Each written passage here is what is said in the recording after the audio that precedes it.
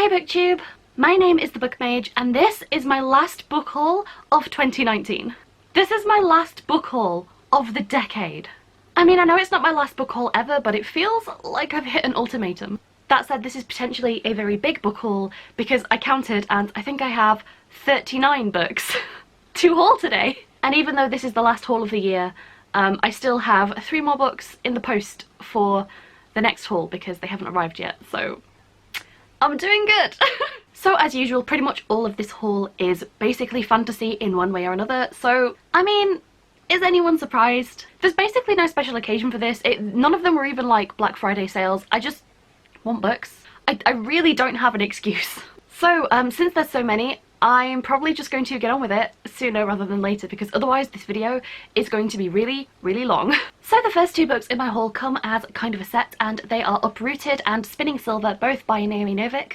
These are both adult fantasy novels and I don't really know very much about these other than one of my close friends read Uprooted and really loved it, and she's told me many times that I now have to read it, so I went ahead and bought a copy. This one is the beautiful hardback and it does have the deckled edges on it, which I still haven't really decided yet when I like deckled edges on a book, but I think in this case it looks like it works. Spinning Silver does not have deckled edges, but do you know what it does have? One of these gross, stupid, ugly printed on book stickers. So bear with me because my knowledge on like these plots is pretty thin, but I think Uprooted follows a girl from a village that's presided over by like a mage called the Dragon or something like that, and I think every so often he comes and claims a girl from the village to be like his slave or bride or something like that, and I'm assuming the main character is the one that gets chosen. And then Spinning Silver I think is about a girl who just happens to be really good at money and like business decisions, and I think like the king or something gets the idea that she can somehow magically turn like silver into gold or something into silver or something like that, that she can just make money, when in fact she's not magic, she's just like a smart businesswoman. And so I think that's kind of the plot of these books. I probably haven't done them any justice, but that's more or less all I know to my knowledge. I kind of feel like this one would have been perfect to read around this time of the year because it's giving me like some pretty wintry vibes, especially with the cover, but I don't know if I'm gonna have time to get round to this, but you never know, maybe I'll just blast through a load of books and be able to pick this up. Am I going to attempt to stack these behind me? I mean, let's start making an attempt, but I'm not promising anything because I don't think everything will fit. So the next book I'm hauling is actually a graphic novel, and it's a pretty old graphic novel, and that is Anne Rice's The Vampire Lestat in graphic novel form. And I'm pretty sure this is like out of print, hence why I have this kind of beat up secondhand copy. This, to my knowledge, is just a graphic novel that follows, I'm assuming, the plot of the second book in her like Vampire Chronicles series, which is also called The Vampire Lestat. It's back there on my shelf. It's all in full colour, like the artwork is a bit weird, I think because of like the era that this was printed in. It's a bit like, I'm not the biggest fan of the art style, but I really like Anne Rice's stories, and so I figured it exists and I like vampires and I like Anne Rice, so I'm gonna give the graphic novel edition a go. I'm not going to try and stand this up though. Also in the same vein, I went ahead and picked up Claudia's Story, also by Anne Rice, and this one is basically, I think it's the story of Interview with the Vampire, but only like Claudia's sections told from Claudia's perspective. And this one is also a comic. I think this might also be out of print, I'm not entirely sure. Basically, I reread Interview with the Vampire and I was just really feeling the vibe and how much I love that book and how much like I really kind of want to read like these spin-offs and adaptations that I never got round to. Oh, that's like the best panel in here and I can't show it because it's probably a massive spoiler. This is the first page, so it's basically not a spoiler. But this is what the artwork looks like and it just looks so gorgeously gothic, and I love the art style. So I might even save this for next Halloween, but I'm definitely looking forward to it. And okay, this next one is super out of print and really hard to find, and I did not know that it existed until I saw it on Maven of the Eventide's channel. And that is the Japanese manga adaptation of Interview with the Vampire. I have no idea what this cover is, I have no idea what this aesthetic is, it's so weird. So yes, this is a really old manga and I'm not sure how much of this I'm going to be able to read. I can read hiragana and katakana, but I don't necessarily speak like a lot of Japanese, and I certainly can't really read kanji. But I do already know the story pretty well, so I figure I can like read this and enjoy it and still follow along without really missing out on anything, unless there are like some, you know, super fan servicey scenes that just happen to be in there that aren't in the original, but we'll see. Yeah, I don't really talk about it on my channel, but I read a lot of manga and I watch a lot of anime, and I did study like Japanese a little bit. So the fact that this is just like a bunch of things I'm really into that I didn't know existed is kind of shocking to me. Like, I really can't believe that I didn't know this existed until now, and that I haven't had it until now. Still though, I don't know what they were doing with the cover. Like, it's meant to be like really gothic and dark, and for some reason it looks like Pepsi. The next book in my haul is Philip Pullman's The His Dark Material trilogy, and this is the beautiful hardcover bind-up of like all 3 stories. Honestly, I love this cover. Like, even just looking at it makes me feel like kind of Christmassy. I don't know if it's because of the polar bear, I don't know if it's because of Yorick, but like, I feel Christmas vibes. So I have been meaning to reread this trilogy for like a couple years now. It used to be basically one of my favourite childhood books ever. Like, I adored it, and I feel like enough time has passed that I think I've forgotten like enough stuff that I could read it and still be entertained, even though like I know all the major like plot points and spoilers and things. I think I've forgotten enough that I can have like a second go of this and be entertained all over again. My buying of this has nothing to do with like the, is it a BBC adaptation or whatever? I haven't watched it. I might at some point, maybe like after I've reread all this. But yeah, I think I definitely really want to reread this at some point this year. It's been so long. And I know there's a whole host of books coming out in this series now that are like, I think they're prequels. And honestly, I really enjoyed Philip Pullman's writing when I was a kid. So yeah, I'm also interested to reread this and see if I pick up on a whole load of stuff that I missed as a kid. The pages are like basically Bible pages, so if you don't like that in books, then maybe not the edition for you. But I don't know, to me, I feel like this just looks really good, and I really like it. Okay, I know I'm wearing a Mass Effect hoodie, but the next 3 books are all Dragon Age. So I picked up the hardback special editions of Asunder, The Masked Empire, and Last Flight. And I really need to take the shiny plastic off this, but they're very heavy. So I'm just going to attempt to try and hold them for a sec. So these are the beautiful hardback editions of the Dragon Age novels that are set in like the Dragon Age universe, same as the video games. They kind of take place like in parallel with the games, so some of them are like prequels and then some of them happen like in between or at the same time as the other video games in the series. And like as the games progress, the books also progress, and just I'm sorry, I'm really distracted by the shine. Just like, look how gorgeous. These editions also look fantastic when stacked together on a shelf as well. So yeah, I already have the first 2, and I think there's another book in this series coming out as well, so like I am gonna have to find more room on my video game shelf. But these are illustrated as well, and they're just so gorgeous and shiny and beautiful, and I know I already have them all in paperback, and I do really love the paperback art as well, like don't get me wrong, but like I'm a magpie and I can't not buy these. If you weren't aware, Dragon Age is basically like one of my favourite things ever in the history of ever. It's like, it's potentially like my favourite piece of media, the first game specifically. So that is my excuse for not being able to resist buying literally anything that's Dragon Age. I have no chill when it comes to this series. I'm basically just crushing my tinsel every time I put books down. Okay, next in my haul is another trio of books, and that is the Hunger Games trilogy by Suzanne Collins, specifically the new 10th anniversary paperback editions. So here is a fun fact. I have never read the Hunger Games. I was lent this by a friend back when the movies were first coming out, but like I never read it. I didn't really have any interest in like YA dystopian, and to be honest, I still don't. But I kind of feel like I could probably fly through these, and like it's not a story that I dislike. I feel like as far as like YA dystopia goes, the Hunger Games is actually pretty decent, at least from what I've absorbed having never read it. I had seen like these gorgeous new edition covers, and as we've already discussed, I have no chill when it comes to shiny things because I never really liked the original covers, but these ones are actually like really pretty and nice, and like this actually looks like really good, and this is way more interesting as a cover to me than like the original covers. So I kind of had these in like the back of my mind like after first seeing them and thinking that they were super pretty. Like this one especially, because just like, oh my god, it's like, it's beautiful. And then I saw Irish Reader haul them over on his channel, and seeing them like physically in someone's hand in real life was like, oh, they really are pretty. So actually, after having seen that, I just added them to my basket, and now they're here in this horrendously over large haul. So yeah, I don't really know when I'm going to get to these, but who knows, I might eventually end up finally reading this series after like more than 10 years of having just not bothered.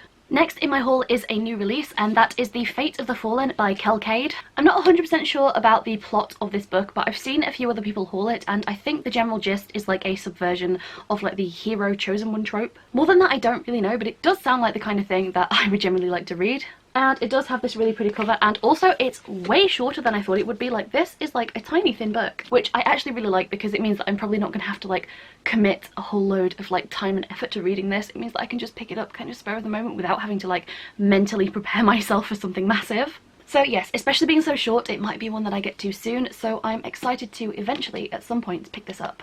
Whew, okay, and next to a book that is not so short, that is Seven Blades in Black by Sam Sykes. This is one thick tome. Like, holding this, I'm just like, this is a real chunky boy. So you might know from a previous video that I had such a hard time getting my hands on this book because apparently this doesn't release on like general sale in the UK until like 2021, which I'm sure other bookshops might have it, but Amazon and Blackwell's both say 2021. And I just don't feel like waiting that long, so I ordered this one from the US, which is probably why it's a weird size paperback. And also really floppy, but like, I'll make my peace with it, it's fine.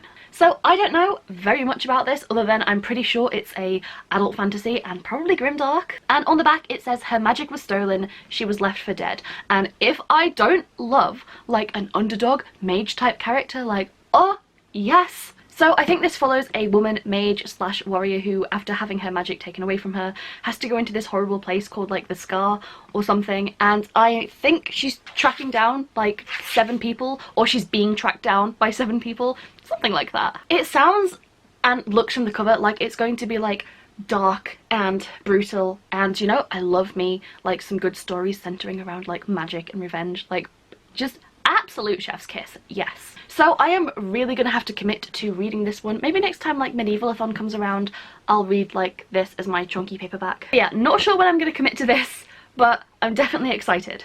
Is this a good point in the video to tell you that when I originally planned this haul, I was gonna take a shot for every book I hauled because it's Christmas? And this is back when I only had like 10 or 11 books in the haul, and I realised when I got above 30 I was like, oh, I think I will die. Okay, the next book I'm gonna haul, I'm getting into like some real beloved territory, and that is The Eye of the World by Robert Jordan. And like, seriously, like, this book is so pleasant to hold. It's been like made all soft and smooth, I guess, by like the hands of the multiple people that have owned this before me, because this is like a used book, but for some reason, like, even though I like to keep my books in pristine condition, the only ones I like to have kind of be up are mass market paperbacks, because something about it is just so, like, I don't know, I just kind of really like a good used secondhand mass market paperback. Like, I really like that. Especially for like thick fantasy series, like. So yeah, I don't think I have to say very much about this because I feel like after The Lord of the Rings, this is like one of the most influential fantasy works just ever. So this is obviously the first in Robert Jordan's Wheel of Time series, and sad to say, I have never read it. But I intend to fix that hopefully soon, because even though this is like a big series, I've only ever heard good things about this book and this series, and I just, looking at it, like, I feel like I will love it, and I really want to love it. And so I really want to start getting into like really, I guess, big name fantasy, because I feel like I'm missing out. Yes, honestly, I don't really know anything about the plot. I don't really even know the synopsis. There's just like a list of the books on there. I don't care. I don't feel like I need to. I know that I'm going to read this, and fingers crossed I'll be as hype as everyone like keeps telling me that I'll be. Can I like tuck that there? Will it fit? The next book, also a mass market paperback and severely more used, is Paladin of Souls by Lois McMaster Bujold. This is the second book in her like World of the Five Gods series, and if you don't know, I read the first book earlier this year and loved it. I gave it 5 stars. It's potentially my favourite book of the year. So I think this one kind of continues the story of the world, but it doesn't follow like the main characters from the previous book. I'm pretty sure this then follows like side characters from the first book, and I think that's kind of how the whole series goes. So I don't really know what exactly this book is about, but I'm pretty sure it follows on just after the events of the first book, so I don't really want to read the synopsis because I'm assuming it's going to put some pretty big spoilers in there for the way that the first book ends. And if you have any interest in reading this, then I would, you know, say just read the first book first, because it's one of my all-time favourites, and if you trust my judgment, like, please, read The Curse of Chalion. I loved it. Everyone else needs to read it. So yeah, I've been meaning to pick this up basically since I read the first book back in like July, and now I finally have. This edition though specifically is like, I think it's been at the bottom of a very big pile of books because its spine is so broken and like it's all torn and it's really dirty, and so I think I might eventually get like a pristine copy of this. I think eventually I will track down like nice copies of all the books in this series. However, the thing that I liked most about the first book was the main character, so I don't know how much I'm gonna love this one. Like, I really did like the world and the writing. I'm assuming this one's gonna be kind of in the same vein, but knowing that it won't have basically my all-time favourite book character ever in it, because obviously it's going to follow like a different cast of characters, I don't know if I'm going to love it as much because that character really made the book for me. So I'm happy to have like the beat up copy for now while I like explore my interests and, you know, see if the first book wasn't just a fluke, but hopefully I will love it. Okay, I'm almost to the end, and I know I've got like 20 books to go, but like trust me, I'm almost at the end.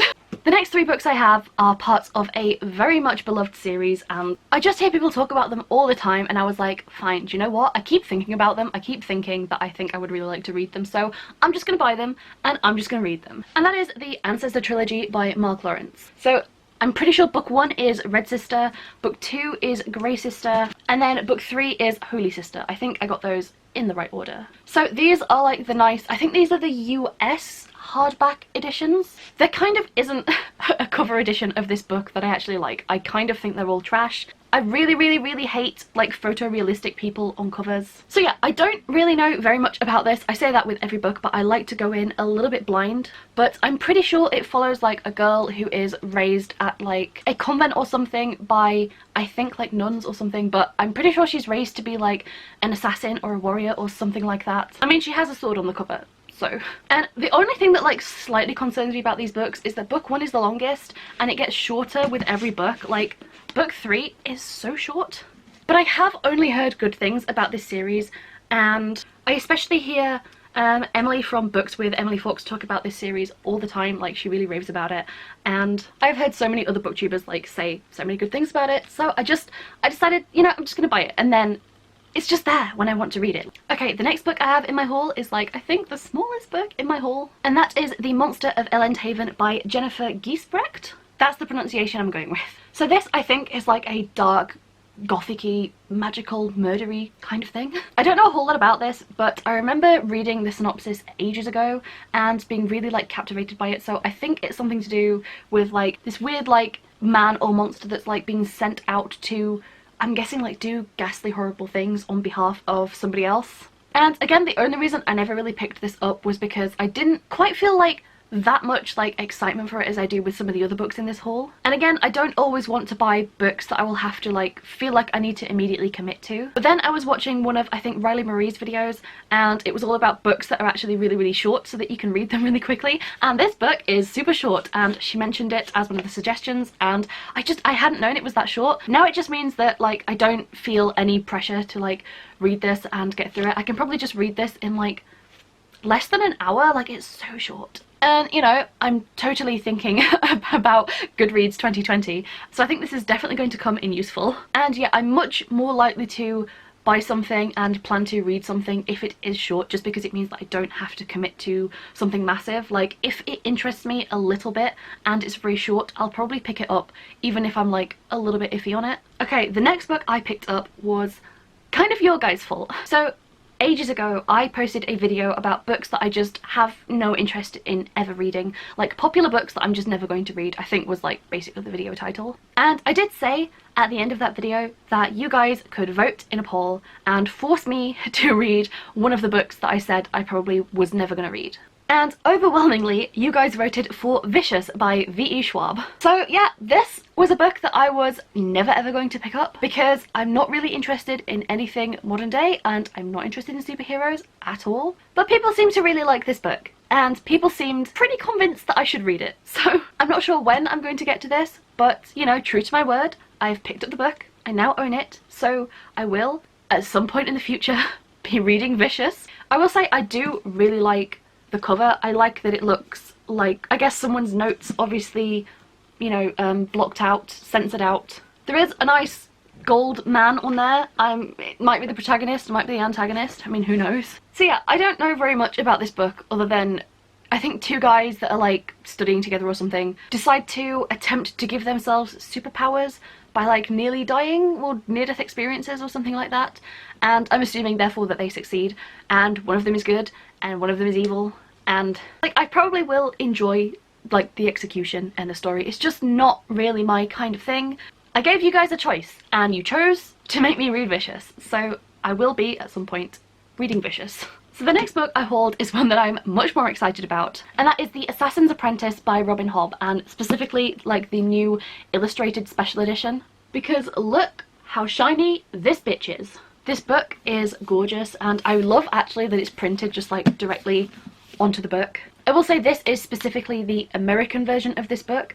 The British version it has a slightly different design, and it's a white tree with gold writing, and I decided I preferred a gold shiny tree with white writing. That's like the only difference. But it was enough to make me order this more expensive overseas and pay shipping. So this is like a beautiful coloured illustrated edition, and the artwork in here is just, seriously, it's stunning. And it gives me just like such like classic fantasy art kind of vibes. You know, like the really cliche sort of like fantasy artwork, but like executed really well. That is the vibe that it gives me. And unfortunately, I've never read anything by Robin Hobb. I have been meaning to for a long time, but I think her work is written in first person. Yes, it is. And you all know I really hate first person in books. I just hate it. And I am obviously going to at some point read these books. I've just been putting it off because I just don't feel like reading a whole host of books all written in first person, and I probably will want to binge read them, like the whole series. So that's the only reason I've been delaying like getting the books. Oh my god, look at the shine.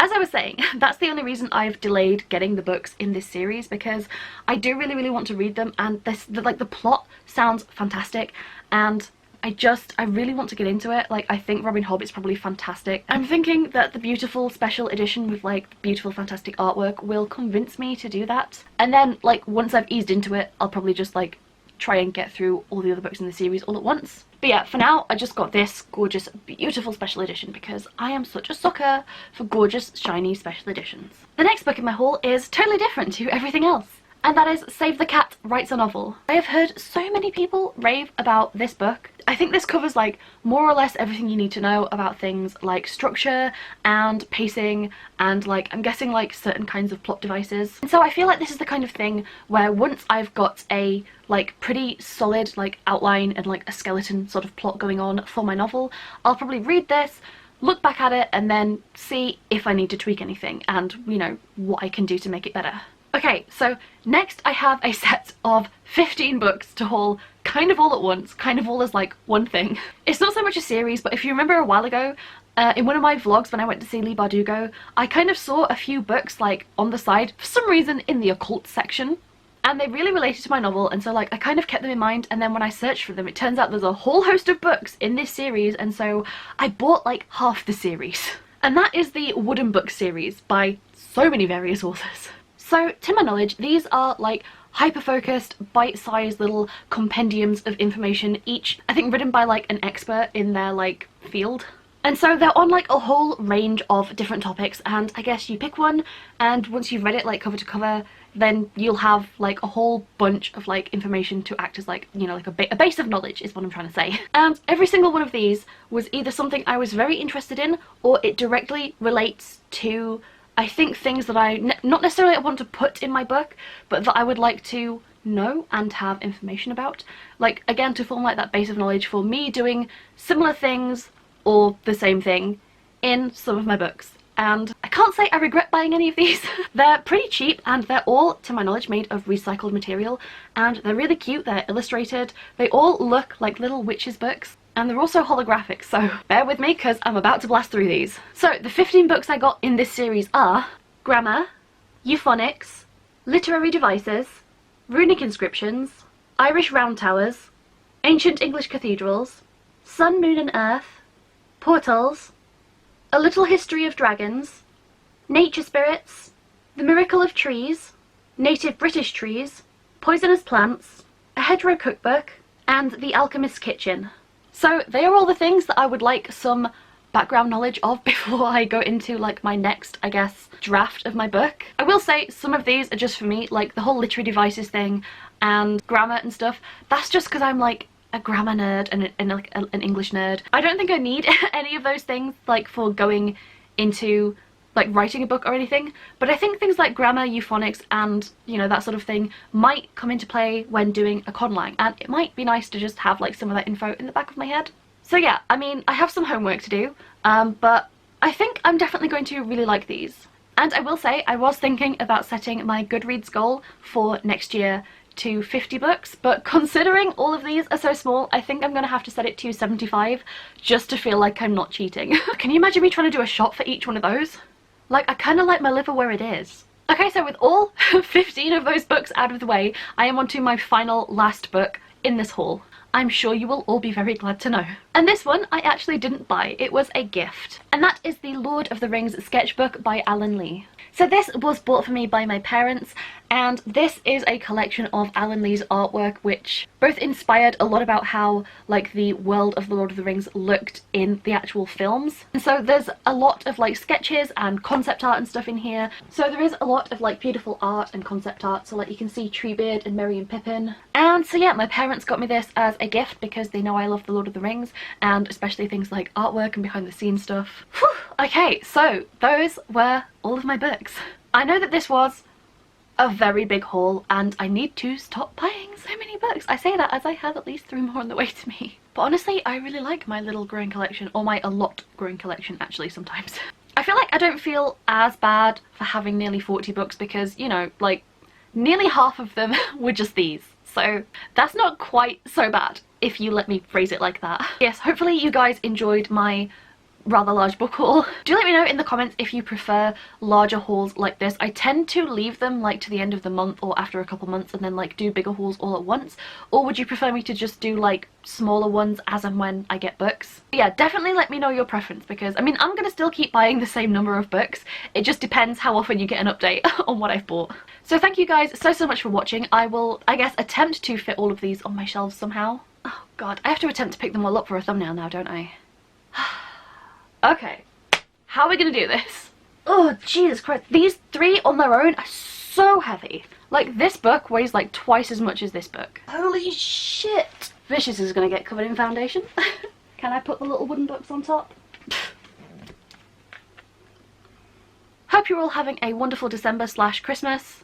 Try not to get too lost in the books you're reading, and hopefully I will see you in another video. Bye!